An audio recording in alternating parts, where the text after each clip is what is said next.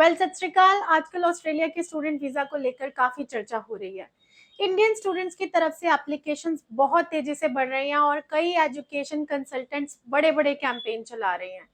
India अब level 2 risk category में आ गया है और इस वजह से ऑस्ट्रेलिया विदाउट आइल्स, विदाउट पीटी, विदाउट फंड्स जैसे दावे बहुत ज्यादा सुनने को मिल रहे हैं। आज मैं आपको इस पूरी सिचुएशन की असली तस्वीर बताऊंगी, असली वीजा सक्सेस रेट क्या है और आपको अपनी प्लानिंग किस तरह करनी चाहिए। सबसे पहले लेवल 2 स्टेटस को समझते हैं।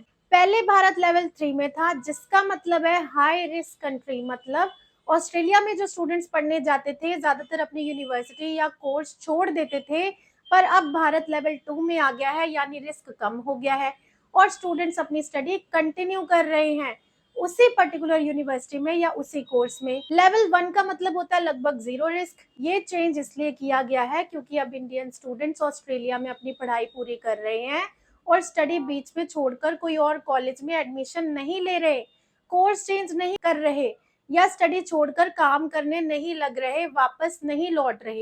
ये एक अच्छा संकेत है, लेकिन इसका ये मतलब नहीं है कि बिना आईएलटीएस, बिना पीटी, बिना फंड्स आपका एडमिशन या वीजा पक्का है।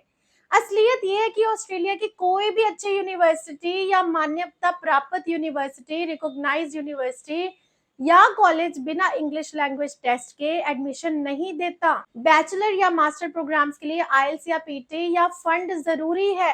बिना आईएलटीएस, बिना पीटी, बिना फंड सिर्फ वोकेशनल कोर्सेज में एडमिशन संभव है, जैसे इलेक्ट्रिशियन, प्लम्बर, कारपेंटर या कंस्ट्रक्शन से जुड़े कोर्सेज, और ये भी ज्यादातर प्राइवेट कॉलेजेस में मिलते हैं।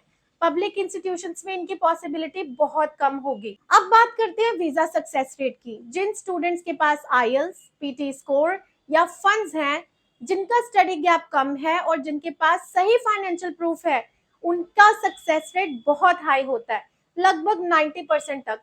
उनकी फाइल वीजा ऑफिसर को मजबूत और ट्रस्टेड लगती है। दूसरी ओर जिन स्टूडेंट्स के पास लंबे स्टडी गैप्स हैं, जैसे 2020, 21, 22 पास आउट, कम मार्क्स हैं, जिन्होंने आईएलटीएस या पीटी का एग्जाम नहीं दिया, फंड्स नहीं शो किए, उनकी एप्लीकेशंस कमजोर मानी जाती हैं और उनके वीजा के चांसेस भी बहुत कम हो जाते हैं। कुल मिलाकर बिना आईएलटीएस, बिना पीटी या फंड्स के केसेस का अप्रूवल रेट सिर्फ 30 to 40% के बीच रहेगा, यानी 10 में से 3 वीजे ही मिलेंगे। इसकी बड़ी वजह यह है कि बहुत सारे ऐसे कैंडिडेट्स भी एप्लीकेशंस डाल देते हैं या डाल देंगे जो एलिजिबल है ही नहीं। अक्सर एजेंट्स के कहने पर कई जगह पेमेंट आफ्टर वीजा स्कीम्स का लालच दिया जाता है, जिससे हजारों कमजोर फाइल सबमिट हो जाती हैं और रिजेक्शन रेट बढ़ जाता है। ध्यान रखें, ऑस्ट्रेलिया में अगर आपकी फाइल एक बार रिफ्यूज हो गई तो उसी फाइल को दोबारा नहीं लगाया जा सकता, इसलिए फैसला पूरी तरह आपके हाथ में है।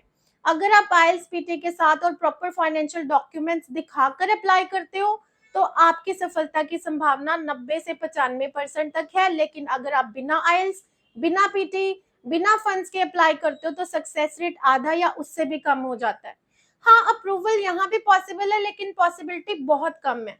हमारा काम है आपको सही जानकारी देना और आपकी एप्लीकेशन को सबसे मजबूत तरीके से तैयार करना।